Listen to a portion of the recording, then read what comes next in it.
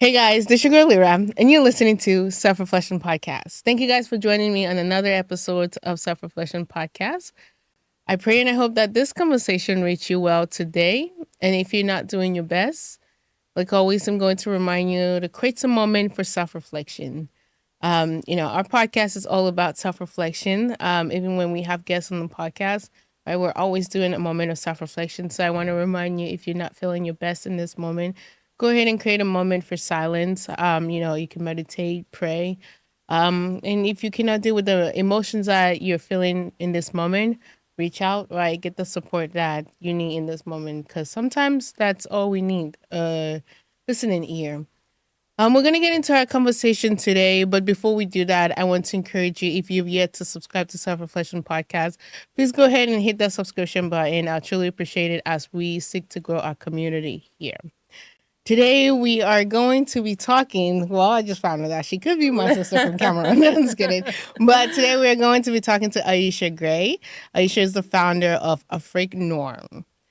Thank you for joining us on Self Reflection Podcast. Thank you for having me, Lira. I'm so excited to be here. Yes. Before we get into our conversation, can you please let our family here on Self Reflection Podcast know who you are, a little bit of your background? Yeah. Absolutely. So my name is Isha Gaye. I am originally from the Gambia, but I've lived in the US for such a long time now. I'm not even sure if I can rightfully say that I'm Gambian. But yeah, I'm Gambian American, and I am the founder and CEO of Afrique Noire. Love that. What ignite your fire into art? That's such an interesting question. And I think because I have this platform and I have this magazine, people automatically think that I'm like a creative. And funnily enough, I'm not. So I always say this, I can barely draw a sun. Like, honestly, like I'm the worst artist. I didn't really grow up, being exposed to art. I grew up to a very strict immigrant father who was like, you need to read your books and that's all you need to do. So all I did growing up was I read, but I always had a very active imagination, I think. It's probably because I was always reading. But I don't really consider myself an artist, but I am a lover of art. And I think for a long time, that's something that resonated with me, was how people could tell such powerful stories through art. And with starting this platform, it was just a way to kind of lean into that a little bit more and also explore the different creatives and artists specifically on the African continent. I would have never guessed you were not an artist, because when I went on your page, I was like, wow, beautiful art. She must really be part of that community. I'm trying to be a part of that community. I think I would still consider you an artist because you created a platform that is for artists, but also it's the creation within you, that makes it an art. Yeah. If that makes sense. Yeah, absolutely. I appreciate that. Yeah. And I do get that a lot. I think it's a bit of imposter syndrome on my end. Oh, we're going to talk about that. I know, right? I came to the right place. Yes, we're going to talk about that. Yeah. I mean, I totally, I agree with that. I think sometimes it's just hard as people to like put yourself in that space of saying like, I am this, I feel like, because I've grown up always having that thought, like I'm not an artist, but I like art. It's kind of hard to pivot into that mindset, but I'm working on it. Yeah. Oh my God. Okay. What made you want to create this platform in the first place? Yeah. I feel like it's such a loaded answer because it wasn't just one day that I woke up and I was like, I'm going to create this magazine, this platform. I think it was a series of things. One, the direction that my life was headed, and things personally that were happening in my life that I was kind of trying to find my way. And I felt like I wasn't where I was meant to be. And I felt that deeply. I was on my way to law school, which was an interesting journey in of itself, because I feel like that was something that for the longest time I said I was going to be a lawyer because I felt like that was what was expected of me. it was either that or a doctor or engineer. I mean, the I'm big like, four. yes. So, and I prided myself with that. I studied economics and political science in college, and I was, I led a mock trial team. That was like my entire personality. Yeah. So when I graduated in 2020, I was a COVID grad. And the world shut down. I moved back home with my aunt and uncle. And there was a lot of time for self-reflection. Mhm. And it took me a while, but really sitting with myself and asking myself the hard questions of why was I pursuing this when it wasn't bringing me any joy? Yeah. What was my purpose for pursuing this? And I have an aunt that's very introspective, and she is very spiritually advanced. I will say Mhm. she's someone that's very in tune with who she is. And she, I had those conversations with her, and she was like, "Yeah, I didn't even know why you wanted to be a lawyer anyway." And just hearing that, I think it validated something within me that knew that I didn't want to really pursue law. And hearing somebody say, like, you don't have to be a lawyer, Yeah. you can do anything else. Yeah. I think that was the beginning of the end of going to law school. But then that obviously opened up another can of worms of like, if that's not who I am, then who am I? Mhm. And it took some time, but I think reflecting on the things that I love Africa. I love African creatives. I love African art. And I knew that there was a gap in the market, especially in the United States, where that wasn't really being celebrated. I mean, Mhm. now I think it's becoming a bit more mainstream, but I mean, 10 years ago, you wouldn't pick up a magazine or go online and see, African creatives being Yeah. celebrated. And even now, it's still like, the very top, performers or artists that are really celebrated. And I just think that everyday creatives who are making art out of their lived experiences, out of their pain, should also be celebrated. So, My yeah. goodness, that is so beautiful. Yeah. Oh my God, I love this because I love Africa too, Yeah. And to see that you're giving voice to people that may not have it, right? Because I know it's challenging to be an African creator Yeah. and get out there into the mainstream media. So to see that you created a whole platform to do that for us, like, hats off to you, girl.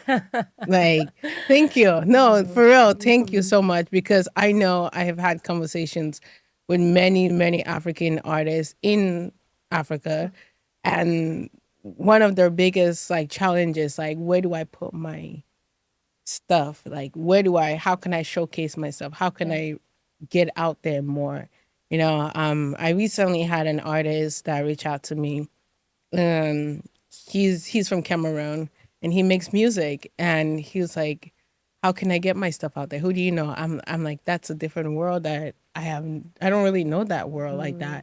that. So to be able to see that there's a platform for artists, creators, um that's really beautiful and we need it. Yeah. So thank you. Yeah. Thank Ah, you. I'm gonna cry. Because I love Africa with a passion, and I think it is us, the young ones, that have to push it forward, right? Absolutely. We Absolutely. can't keep waiting for our ancestors to come do it for us. So, thank you. What are some misconceptions that you had about Africa in your early years? Because I saw a Did you video. watch my video? Yes, that's where I got this from. I was I'm like, like, that's a I wonder very specific question. I was what. like, did you watch my video? I Oh my did. I goodness. did a That little is so snooping funny. around. No, I love it. You're a great journalist. I mean, there are so many. And it's so funny to me because, as I started this platform and my entire team is based in Africa. And that was something that I did very intentionally. And so, we'll have conversations and they'll kind of like check me a little bit. They're like, what do you mean? Mhm. Mhm. So it's a learning experience. But I think for me, um, growing up in the United States, it's so hard not to fall into these systems and the propaganda that is that the US and the West is like, that's where it's at. And Yeah. this is the, the cream of the crop, and this is where people should be. And anyone that's not here, is kind of destitute or struggling. And for, even though, I mean, at a young age, I knew that I wanted to work in Africa, but I think I always saw it from the lens of, I want to go help, the poor, impoverished, because that's all you see. And that's all we ever saw, right? And because I came here when I was so young, growing up and seeing that, that was also my perspective of Africa. That it was this place that was destitute, that was poor, that, just everybody was struggling. For the longest time, I didn't want to go back home. I was like, what am I going to go do in Gambia? Everyone there is struggling.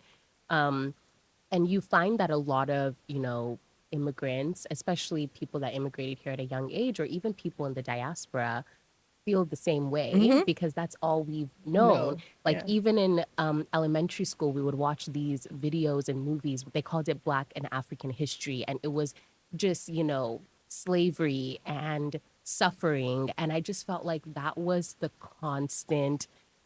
That's what Africa was. It was suffering. That's how it was portrayed. So going into this, I also had those misconceptions. So, when I would meet these creatives and I would talk to them, or I would do interviews, or they'd reach out, I was so flabbergasted sometimes, because I'm like, wow. And not to say that these things don't exist, but in reality, they exist everywhere. I mean, you live in Alameda, so you're in the No, good don't do side, that. but Don't do that. I live in Oakland, so no, I'm kidding. But I mean, everywhere you go, there is suffering. Yeah. So in my mind, I think I was just like, why are both sides not shown? Why is it only the Africa that is suffering that's shown? And not to say that it shouldn't be shown, right? I think being honest and transparent about what's happening all over the world is important, but also the narrative is important. Yeah. How you're showing people an entire continent. And it's not just a country, like it's an entire continent. And it's always put into this box of, there's no infrastructure, there are no businesses, people that are uneducated, patriarchal, like just all of these negative views. So, and it's hard to not, really start to believe that when that's all you see.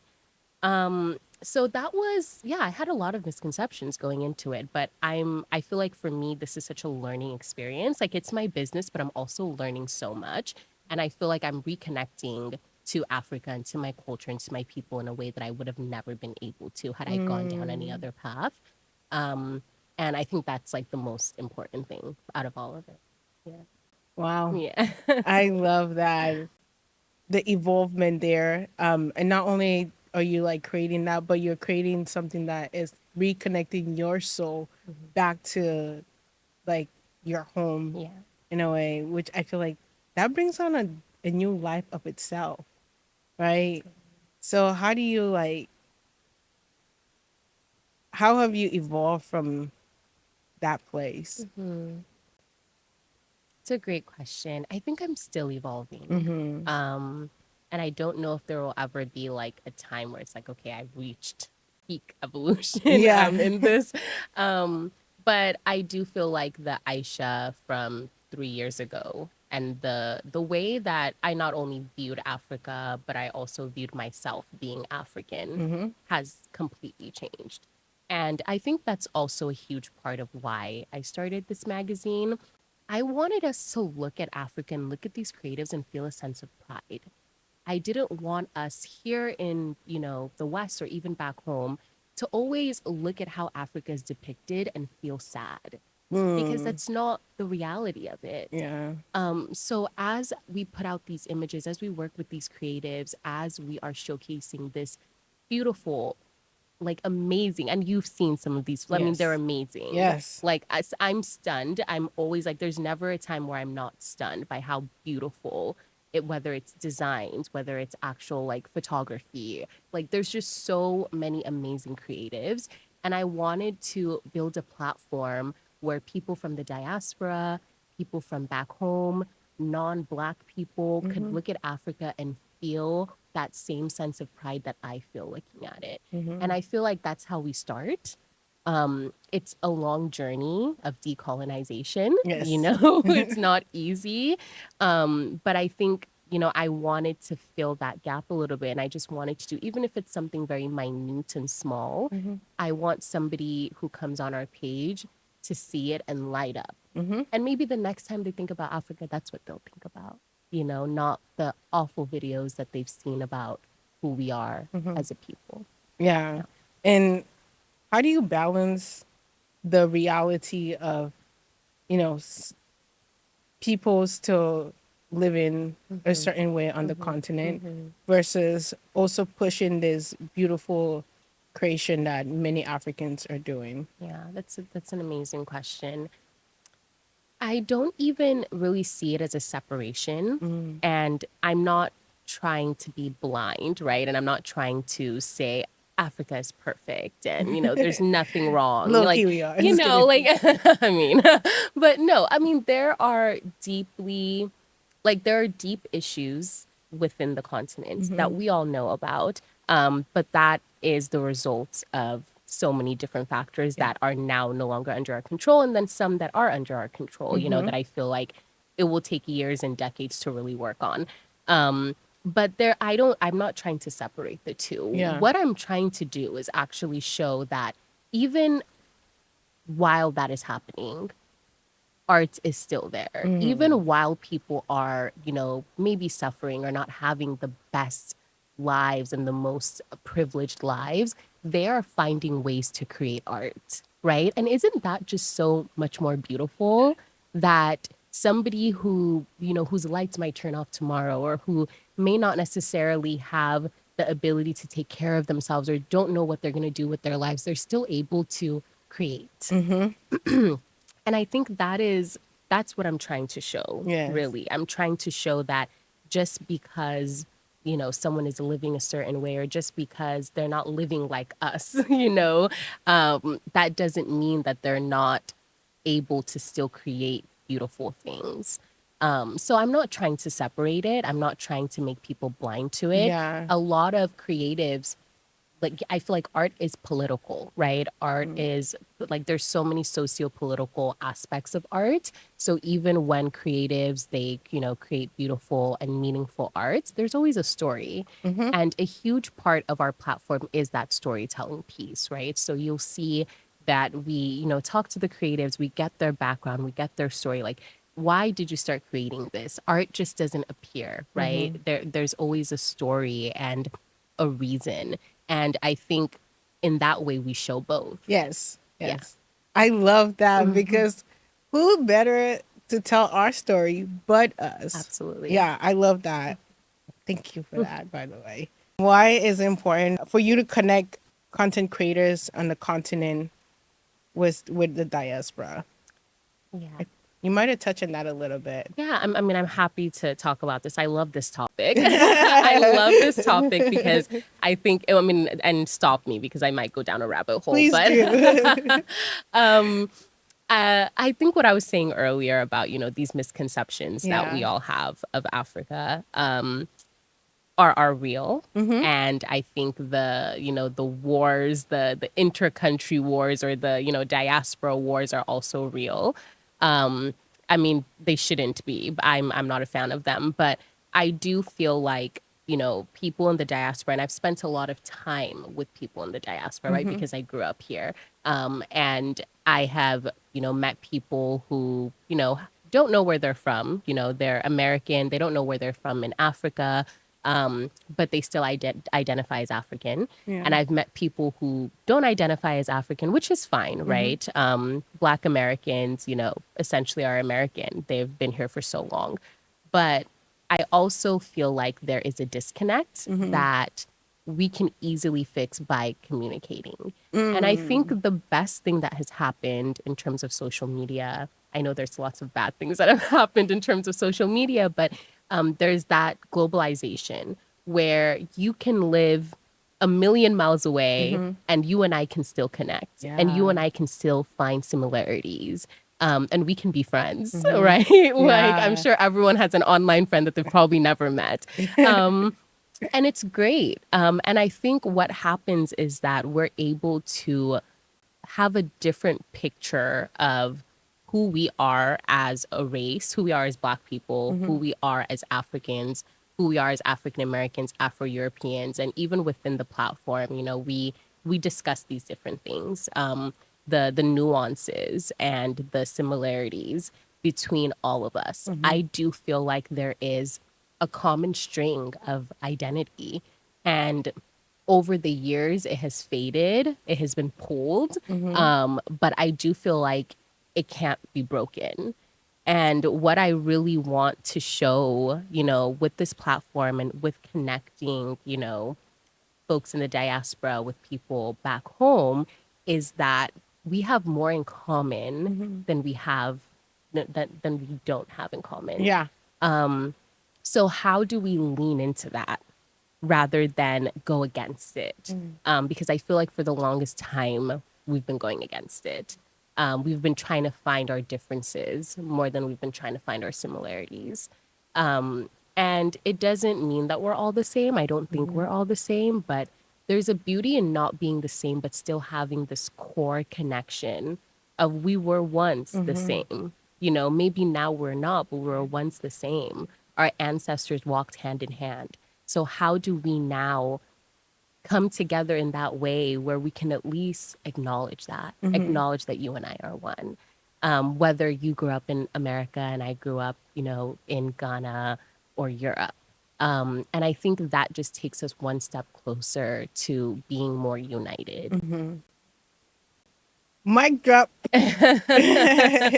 No, seriously, wow, that's beautiful, and it aligns so much with our mission here on Self Reflection Podcast because that's one of the things that I seek to push in society today, right? Not only with Africans but with white people, whatever you decide, blue, green, Asian, right? Whatever you decide to Yeah. consider yourself as you know, I go from the soul place, right? We're all the same soul, Yeah. right? We're all God, Mhm. experiencing God in Yeah. different ways. And, Absolutely. Yeah. so I love your mission. Like, seriously, I love Thank everything you just you. said. So, so, Thank you. before we move on to that, move into the more of the questions about the platform, how do you, since we kind of talking about spirituality in this somewhat here, Mhm. right? How do you connect with that source within yourself?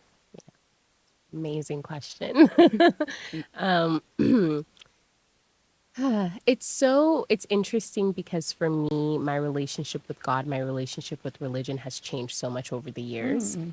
And I think this happens to a lot of people, I you will say, know? especially coming from an African Yes, family. yes. So my dad is Muslim, but my grandmother here who raised my sister and I, she's Christian. Mm. Um, and we, you know, when I moved to the United States, we were going to church every Sunday, Bible study every Wednesday.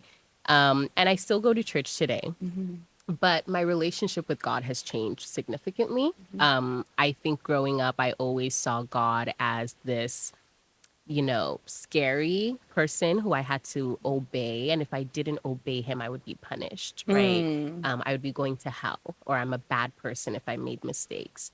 But down the line, in 2019, I was in a very severe car accident Mm. where I almost lost my life. And after that, and it's so interesting how the universe works. But before that, I wasn't going to church. I wasn't praying. I felt really disconnected. I was almost an atheist. I was like everyone in my life who were God fearing people, I could never look up to them. They were all Mm. people that I didn't want to emulate their behavior. I didn't feel like they, you know, I was like, and if that is what God represents, then I don't want any parts of that, you Yeah. know? So I felt very lost, and I was just in a lost space in my life in general, like Yeah. all over.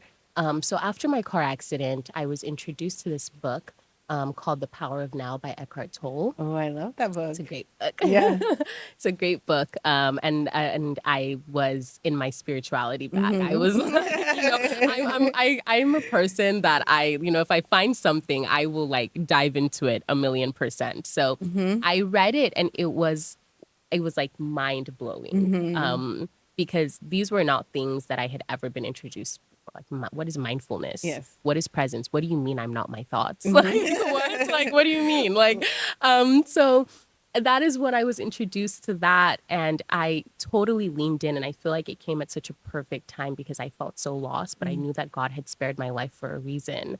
And in reading these books and listening to these spiritual teachers, I feel like I really found myself. Or maybe didn't find myself. I felt found. And so from then on, that is kind of how I've lived my life. I would say I am deeply spiritual. I try to be as mindful as I can be. I feel like connecting to source for me is, grounding. I'm a yoga instructor, so I love yoga. That is the way that I love to move my body and also just be present and mindful. And being present is hard. Yes, it's very hard. It's a full-time job and some more. And some more, I'm telling you. Yeah, it's very difficult. But in the moments where I am fully present, I feel everything, I feel the oneness and I feel a sense of just calm in a way that I've never felt before. So yeah, that is my journey with spirituality. I'm still on the journey. Yeah. I fall off here and there and I'm like, hey, I need to meditate. I need to get back into it. But it's a beautiful journey. And I think and what you were speaking to earlier, Lira, about, how we're all connected, how we're all one. I think that is the greatest gift that I was given was that acknowledgement that we're all one. And there isn't this like, separate being that is looking down on us and, with the judgments, getting ready to pass judgment. But, we're all here to evolve into our highest self. Yeah. And that allows me to, one, not judge myself, but it also allows me to not judge other people, right? Everyone is on their own journey. And life is hard. It is. Life is hard. So also just acknowledging that has allowed me to, I think, heal my own trauma that I've had from my childhood, forgive the people that have hurt me, recognizing that it's just their level of consciousness or unconsciousness. And I think that has helped me just move on with my life and not carry the baggage from my past and, the fear and the hatred that I felt for a long time as a kid. Yeah. Yeah. I love this. I think we're going to double back on that. Okay. Something that I have on that Okay. from what you just said. But our question here is, how did you stay inspired when you started creating Afrique Noire? And did you feel imposter syndrome like we spoke to earlier? Yeah. And how did you overcome those emotions? I'm trying to think back to the beginning. Yes.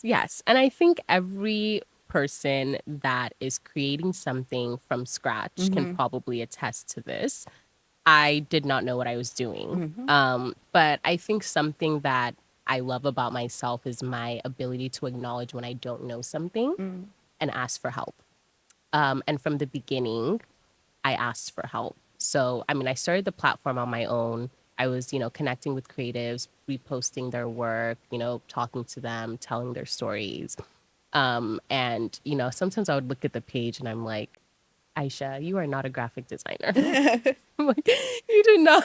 And so, I knew, okay, so I need to bring somebody on that knows how to work Canva better than me, right? That has a better eye for design than I do. And my eye has, grown from then. And now I feel like I'm able to kind of put things together in a way that I wasn't before. But I didn't know. That was never something I, studied or learned. I feel like I was more of an academic than I was an artist. So from the beginning, I knew that I needed help. And it's so funny how the universe works and how God works is because I would connect with creatives and they'd be like, I really love what you're doing. How can I be a part of this? I'm like, oh, great. I need a creative director. Oh, great. I need a social media manager. I was just collecting people like infinity stones. But it was really, I think I stayed inspired because my team was there. Because there were times, I mean, I've been doing this now for 3 years. In those 3 years, I've had ups and downs in my life. And I feel like when you're creating something by yourself and you're not at your best, it's easy for you to stop, right? It's easy for you to fall off. But when you have a team that says like, it's okay, Aisha, like I will step in and take over while you're gone for a week because I was having a mental health crisis. Or when I have doubts, like, are people gonna like this magazine? And they're like, of course they are. Like, we've worked so hard on it. So just like having that support helps you continue to grow. And because my team is in Africa, I think they also, give me that reassurance that what I'm doing is impactful. And what we are doing really, because it's a team effort. And I always tell my team, like, listen, we're one. You guys are stuck with me. Wherever I go, you guys go, because I mean, they're so instrumental in the business. Like, it's not really like I could not do any of this without them. And I'm so aware of that. So I just knew from the beginning that I would need support in this endeavor. It wasn't something that I could do alone. So whenever I did have those moments of imposter syndrome or fear, we're launching something new right now, and I've, kind of been afraid. And, my team is like, it's okay. Like, and I'm like, okay, all right, it's okay then, It's just, I think it's great to just have people there to reassure you, and to see things that you don't see, because sometimes your vision can be clouded when you're the one that's in it. So when people are, there, but they're able to, take a step back and look at things and tell you, it's okay, you're on the right path. It's okay, what we're doing is impactful. That is helpful. Yeah. I love that. Yeah. Oh my God. Because, okay, my team is also in Africa, which was somewhat intentional when I, created this whole thing. And hearing you go down that similar path and just having them being able to reassure you, I could definitely live through that, because there's moments where I knew in my journey that if I didn't have them, I wouldn't be sitting here. Absolutely. Like, there's no way, because there's been days where they had to carry me, like, financially, emotionally, just checked me like, no, that's not it. Aren't they the best? And it's the rawness that comes from them that I admire and I appreciate so much. Absolutely. So yeah, absolutely. it's such a beautiful journey. Wow.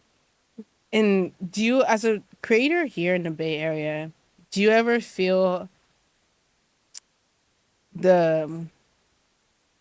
like, how do I put this? Do you ever feel as if the work that you're doing, right, it's not being recognized much because of the tech people, bros? the people that you're putting, you're trying to bring light to?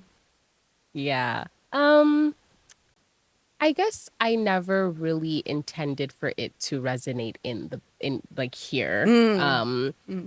Like, my platform was always meant to be international. Okay. And a lot of that is, online. But I think a lot of what you're saying is very valid. The Bay Area, for the work that you and I are doing, there is a community here, but there's also bigger communities elsewhere. And I feel like the Bay Area in general is very tech oriented, right? Like, everyone here is some kind of engineer, or so that's what, the meetups are about, and that's what the events are about. So I haven't necessarily began to figure out what that looks like for the business to start having those in-person community-oriented events. But it is something that my team and I have talked about, because I do think it's important to have those in-person meetups, to, have people see people face to face. But I think that's more down the line as we continue to grow. But yeah, I guess I've just never really tried. I feel like with us, it's kind of like whoever this resonates with, it resonates with. I will never force it down anyone's throat. I think people that see the vision, and if you don't see the vision, then it's okay. It's not for you. So yeah, I haven't even begun. I feel like that's a whole nother beast to tackle. So right now, I'm just focusing on one beast at a time. I love it.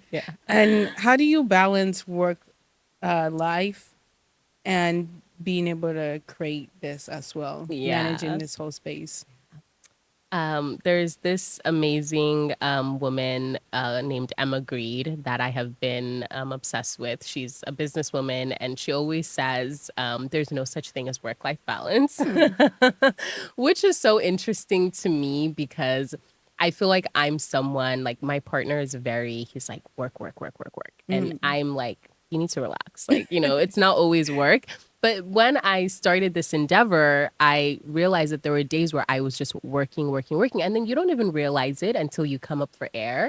And you're like, oh my goodness, I've been working for 4 weeks and I haven't, Yes. really taken time to relax. And it's so funny because this week I actually took a break. And I told my team, we had our team meeting, and I was like, guys, I'm going to be offline for 4 days. Nobody disturb me. I'm going to meditate. I'm going to, and they're amazing. And they're like, yes, do it. Everything will be fine. We'll take care of everything. But I was starting to feel overwhelmed. Yes. And because I do still have a full-time job. So honestly, I have 2 full-time jobs. Yeah. So it was starting to become overwhelming because I hadn't been prioritizing myself, my mental health. I hadn't, been doing the things like I also run, and running for me is like my way of decompressing and, just taking time for myself. I just wasn't doing any of that. So I really took this week to reset. So I really feel like it's about having boundaries with yourself. Because when you are all in for something and when this is your baby, you will pour 110% of yourself into it, right? Because you want to see it grow. Yeah. But then you realize that you're neglecting yourself and you're not taking time to feed your soul. And it's a learning curve. It really is a learning curve because I feel like I heard all of these things before I started the business, right? Everyone was like, make sure you don't overdo it. Make sure you take care of yourself. But then it's not until you're in it that you realize it's so easy to get lost in the hustle and bustle of trying to build something that you're not as present for your own life.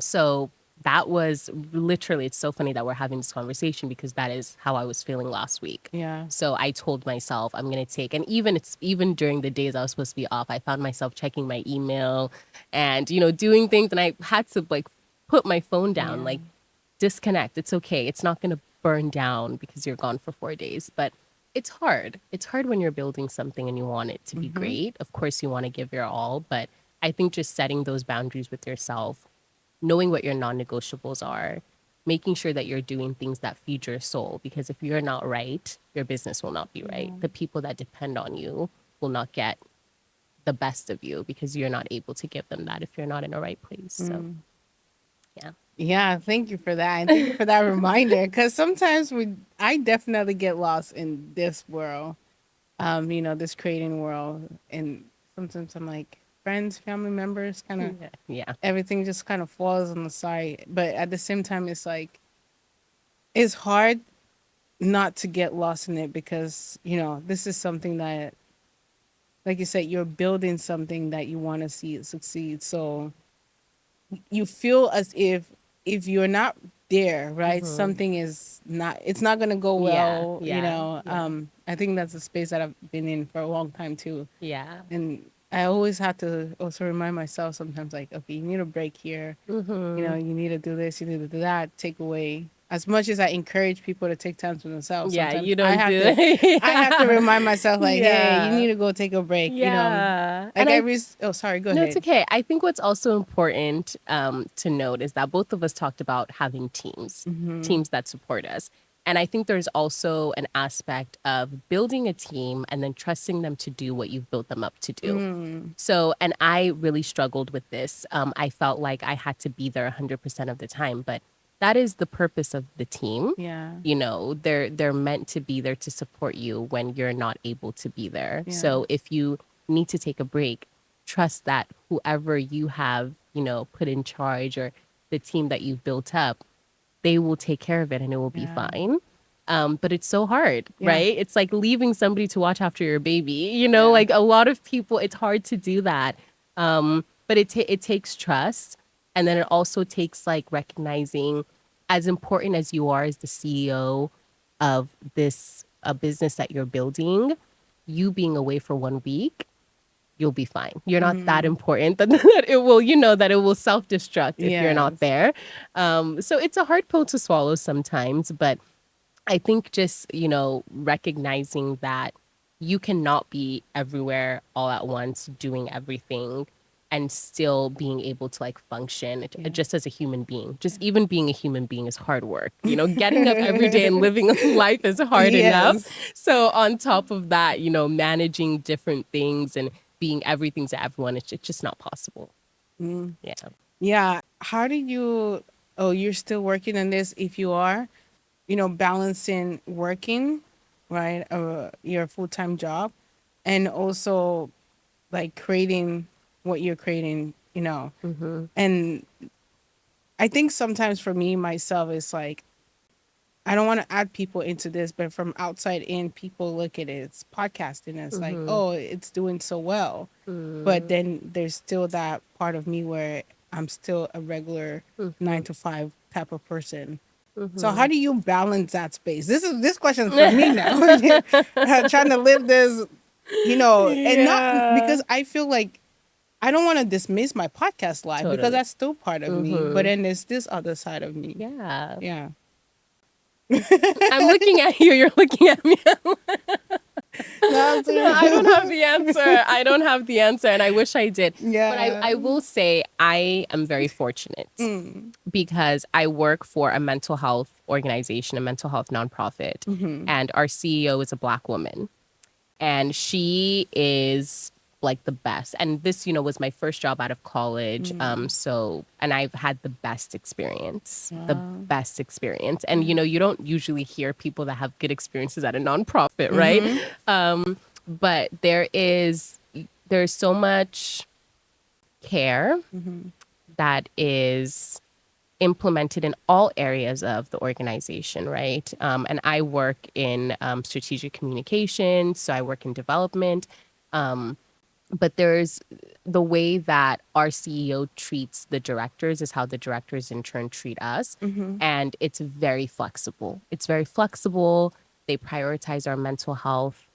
We have unlimited PTO. There's so much. So there's so much that is given and poured into us, and they don't like bleed us dry, right? Like, so the work is done, but there's no, there's no micromanagement. There's no, you need to work. It's like such an amazing environment. And then that allows me to then obviously hold this other piece that I'm working on and live life. Because oftentimes people are not able to live life and pursue other things while they have a 9 to 5, which is insane, right? Because you have to just dedicate your 100% of your time to this job. And then the little time you have rest, maybe you'll eat, maybe you'll sleep, maybe you'll see a friend or two, and then you're back to that job.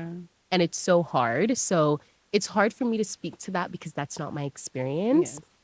Thankfully, I do have a job that allows me the time to take care of myself, work on my business, and also, give to my job. So it is a lot easier for me than it probably would be for somebody who has a more demanding 9 to 5.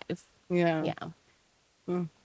Well, I know. You're blessed. I am, and it's crazy because I was just thinking the other day, like it's still hard for me. So I can't imagine somebody who has to be in the office 5 days a week, whose boss is looking at them every 2 seconds to make sure they're doing the work that needs to be done, who has so many assignments. Like I can't even imagine. So people that do that and then they're still able to create something, I don't know how they do it. It's amazing, but it's also upsetting that more people aren't allowed to have a life outside of their job. Yeah. Or to pursue other things outside of their job.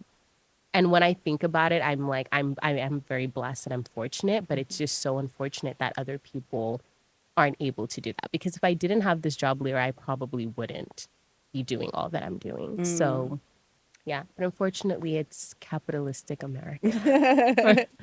Talking about creative and what supportive advice would you have for young creators on the continent in this moment, looking to grow themselves, grow their art? Yeah. I would say just to keep creating. I know a lot of times, I think in anything, if you try something and maybe it's not acknowledged in the way that you want it to be acknowledged, you'll stop.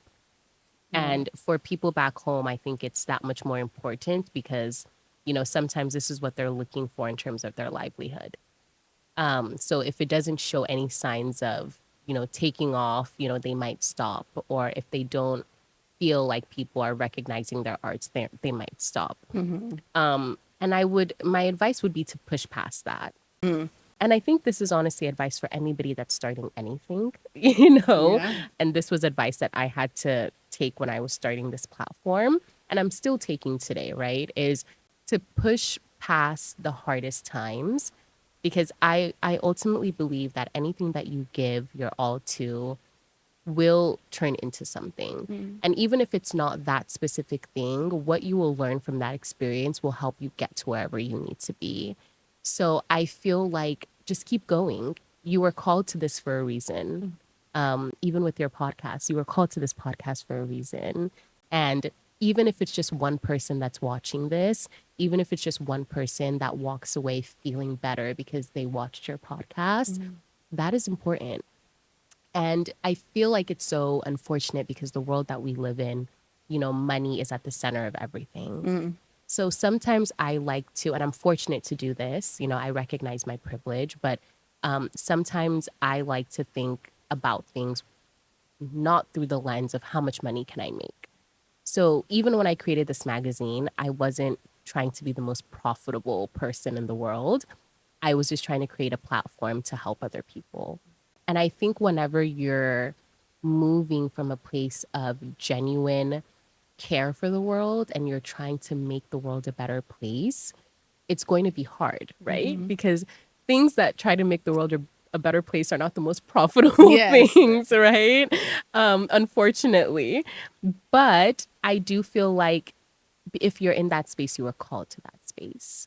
And whether that's through art, whether that's through creating art that moves people, whether that's through, a nonprofit or whatever work that people are doing that is meant to make the world a better place, you will always be at a crossroads at one point where it's, do I abandon this and go to corporate America and try to make money, or do I keep pushing this and see where it leads me?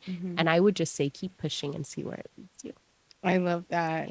And I believe that when we're creating, right, especially when it's coming from the internal self, that's us being in spirit. Absolutely. So yeah, I definitely agree with you right there.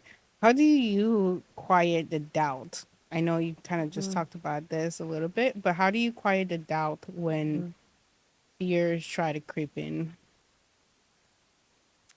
I think one thing that I've learned through my mindfulness journey is that you don't even necessarily have to quiet it, right? I think you just have to look at it. And that is what I've learned is when those doubts come up, when those thoughts come up, when those voices come, and they will come. It's a part of life. I don't try to push it away because oftentimes when you push it away, it'll come back 10 times stronger. So I try to look at it. Like I sit here, it sits there, and we're looking at each other. And when you really look at some of these doubts, some of these fear-based thoughts, you'll recognize oftentimes when it's not your voice, it's not you. I mean, it's never really you, but you'll be able to pinpoint, oh, that was that girl in second grade that told me I wasn't going to be anything in life, or that was my aunt that used to beat me when I was younger. And she, you know what I mean? Like things like that come up. When you are introspective and you're curious with these doubts and these thoughts and some of these, self-deprecating thoughts that come up, you recognize that it's not you, it's never been you, and they're linked to something else. And that's the journey, and I think it's hard because, you have to sit with it, you have to look at it, you have to see where does it come from. But I promise you that one thought, it's not only showing up now, it's probably shown up in so many different ways, right? So when you take the time to really sit with it and acknowledge it, you don't have to get mad. You don't have to get angry. Just really sit with it and be curious. Where did you come from? What do you mean by that? What do you mean my business is not going to be successful? Where did you get evidence of that? I think that helps you disidentify from it. Mm-hmm. Because one, you're taking it out and you're putting it here. Yeah. So you know you and this thought are not one. This is not the ultimate truth. But then it also helps you not quiet it, but I think it helps you return to yourself. And your truest self will never tell you that you need to stop. This is not what you need to be doing when you know that this is what you're being called to do. So I think it's just a matter of knowing that those thoughts are going to come.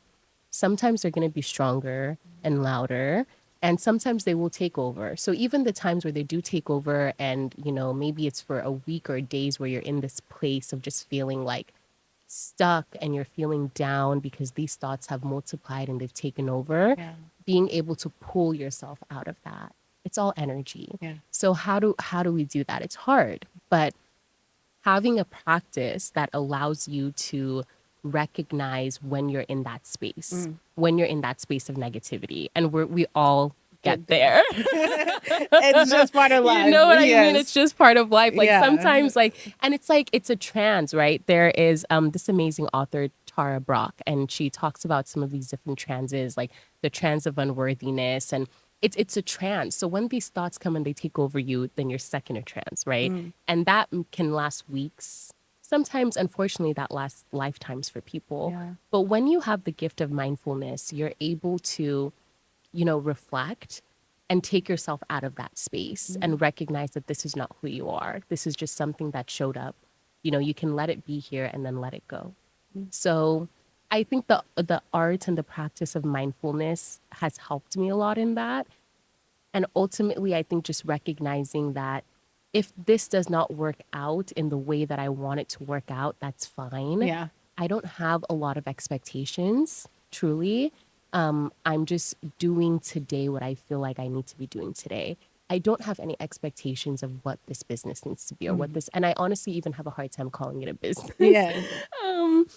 Because I do feel like it's a calling. Yeah. And, you know, and I love this podcast and I love the way that you have set up this space, because I think oftentimes when I do podcasts, it's like, so what is the business? You know, where's the money? What is the, you know, how do we get? And I'm just like, I don't know, you know, it can be a lot. Yeah. But when you look at this from an inner calling perspective of just, I'm doing what I feel like I'm being called to do, then it's different. Yeah. That profit capitalistic, you know, space is not one that I like to be in at all. Like, I work for a nonprofit. I'm not that person that needs to be a multimillionaire. I don't like, so creating something like this for me, I would love if I can do this full time. Yes. And that is what drives me. Not necessarily to be super profitable and rich, but I would love if I could do this full time, because I know that I could impact more people if I could do this full time. Yeah. So yeah, I love your answer here. You know, I feel like your equator is just like in your ear, like yes. be in the moment now. Yes, be present. I love Eckhart. I love him. Yeah. Be present. Yeah. Only now exists. But yeah, okay, wow. You know, I love your answer, by the way, you know, because yeah, you can have multi-million-dollars or whatever you have, but whose life are you touching? Are you making a difference in the world? And when you leave this world, are you even going to take those things with you? You know, so I love this. And this is why Africa is changing, because we're evolving. Yes, exactly. Yeah, wow. Beautiful. What does the future holds for the creators on your platform? Yeah. Where do you see that evolving to? Future is bright. Yes. Amen. Amen. Where we are right now, you know, we're trying to continue to build up our creatives in a way that makes them want to create more. I love it. So, you know, this year we're launching 2 issues of the magazine, because it was actually our first year officially launching the magazine. Before we were just completely, you know, online on social media and our website. But the years following, we will have 3 issues a year. So my hope is that, knowing that there is the chance to be a part of this issue that will be distributed worldwide, would continue to help the creators want to create. because they know that there's a platform out there for them, right? And our social media platform will continue to grow, and we want to continue to, tell the stories behind these creators and continue to give them a platform. But my hope is that they can become profitable in their art, they can continue to make art, and they can see just how beautiful and important the work that they're doing is. And oftentimes, I see, and this is not to bash anybody's creativity, but, I think the art that has been forced down our throat here, in the US specifically, I'll speak to the US, like sometimes I compare that to some of these creatives and the work that they're doing. And I'm baffled because that is where they need to be. This is the level of creativity that they're actually at. Yeah. These pieces, I think I saw something the other day. It was a white or a plain board. It was empty, and it sold for some millions of dollars because they said it was imaginary. I'm not joking. Like they said it was an imaginary like image, and it was sold for like 1 point something million dollars. No way. I swear. Or it will be like some scribbles. Like, I mean, and I'm not, maybe to some people, this is really what they see as art. But I'm just, for me, I don't get it. Yes. Yeah, I Where's don't the get creativity? Yeah, I'm like, where's the creative genius behind that? So I want to get these creatives to a space where their art can really be seen and valued, and they can be profitable. This can be, their life. Because a lot of these creatives, this is what they want to do. This is what they feel called to do. But unfortunately, the way that things have happened historically, a lot of people are living in survival mode. Oh, yeah. And in survival mode, you don't have space to create. In survival mode, you're just trying to live. You're just trying to survive. And that is what I hope that we can do, is help these creatives be able to showcase their God-given talent. And sometimes this is what you were meant to do. This is what you were brought on this earth to do. I just think about some of the great, artists that have shaped my life, whether it's through music or through film or through photography or writing, like there's so many different creative outlets that I feel like can touch people, really touch people and change lives. And unfortunately, a lot of creatives aren't able to lean into that because they're so worried about other things. So I want to continue to put creativity at the forefront of the work that we're doing, because I think it's just as important as STEM. I think it's just as important as some of these tech, people that are running these building robots and doing all types of things. I think it's just as important, if not more important, because art speaks to people. Art changes lives in all of its mediums. So why don't we lean into that? Why is it seen as something that's not serious? If that's a question, but I want to charm in there a little bit, because I feel like, when we're able to, when we're pushed away from creating our art and not letting that part of ourselves be expressed, then we are detached from our true self. Absolutely. So I think maybe this is real, maybe it's not, maybe I'm just making things up, being a conspiracy theorist. But I think society knows that, and society is making sure that people do not tap into their conscious and subconscious mind. And not only that, people do not tap into that third eye world, because that's where creation really comes from. So if many people in society starts to create, that means that they're tapping into the godlike self of them. And society can't have that happen, because it wants us to stay in survival mode. It wants us to stay in fear, anger, frustration. If people are creating, then they can't go to war. They can't go kill people. Absolutely. Because creating is more love. It's gentle. It's peaceful. So it is. Yeah. I don't know. That's beautifully there was a said. question. No, I mean, it's more of a general question. Yeah. But yeah, I think that's beautifully said. And I think when we really think about it, at the core of creating. You know, when a artist sits down and paints for 4 hours, and they're in this state of bliss, and they're creating something so beautiful and magical. You know, that's peace. And I Yes. feel like that is the true nature Who we are.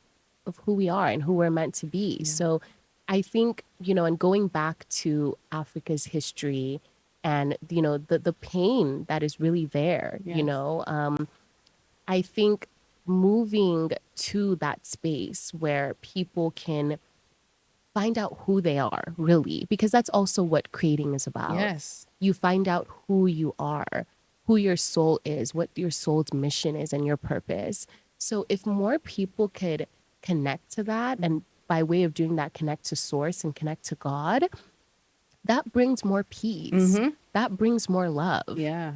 And that is something that can uplift a nation, not just, you know, tech and economic. You know, money is one thing and money is needed, unfortunately, you know, in this Yes. world. But, you know, feeding the soul, I think, is the most important job that we have. And art does that in so many different ways. I mean, how many times have you listened to your favorite song and you've cried? You know, how many times have you read, you know, a piece of poetry or read something that just really hits you in a way? And it's like you can't even put words to it sometimes, right? It's that deeper feeling, that deeper knowing, you know, the true self that recognizes that this is what I connect with. This is the vibration that, you know, I want to be on. So, yeah, that's my goal. My goal is to really push art and push creativity in a way that doesn't always put it as something that people shouldn't be proud of, you I know? agree. And that's why I think the work that you're doing is so beautiful. It's amazing. It's much needed. Thank You know, you.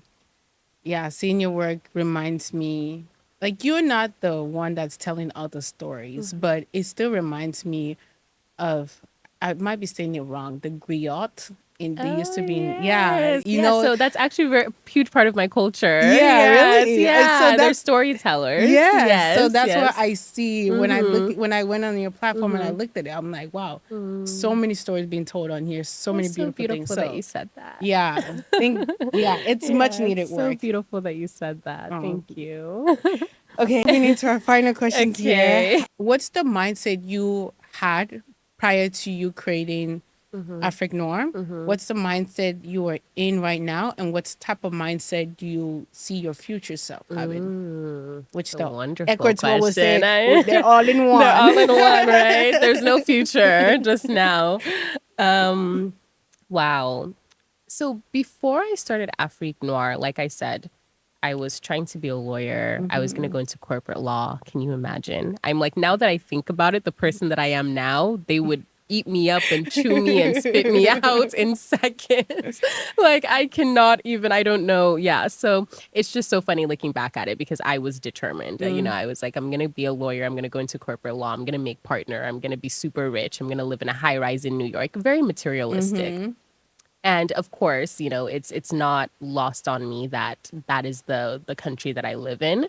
That is where I was pushed to, you know, consciously or subconsciously. You know, Yeah. that was the goal. You know, the goal is to be rich in the United States. The goal is to make a lot of money. So that is the mindset that I had before. I very much was, you know, I was materialistic. I wanted, you know, and it wasn't even necessarily just being materialistic, but I wanted to put myself on this pedestal of like, I did all the things right. I, you know, have all this money. I'm, you know, a lawyer. Like, it was just very much giving like not authentic. Yeah. And probably the African background didn't help Totally. either. Yeah. And Yeah. I knew that if I did that, you know, I would be praised, you Yeah. know, Yeah. that is, and I think that's why a lot of people and kids do it from, you know, Africa and diaspora as well, is like, you know, I want to do this, but ultimately it's because so I can say that I did it, or so Yeah. my parents can say that I did it. But there's no, you know, for a lot of people, there's no true connection to what they're doing. So that was the mindset that I had before I started Afrique Noire. Now I think the mindset that I have, I think now I think I'm just more determined to help others in a way that I wasn't before. Before I was just trying to elevate myself. Yeah. I was just very, very self. That was the motivation. It was me. But I think I try in my everyday life as well. I try to help other people because one, I'm a firm believer that anything that you put out will come back around, but also it makes me feel like I'm being a good steward of this life that was given to me because I recognize the privilege that I have. I recognize if you're able to help somebody, you have privilege, right? So I think that is the course and the path that I'm on. And it translates into the work that I do at Afrique Noire, even with my team. I feel like now I've kind of been thinking about more ways that I could uplift my team. They're all in their early 20s, trying to figure out life. They're based in Africa.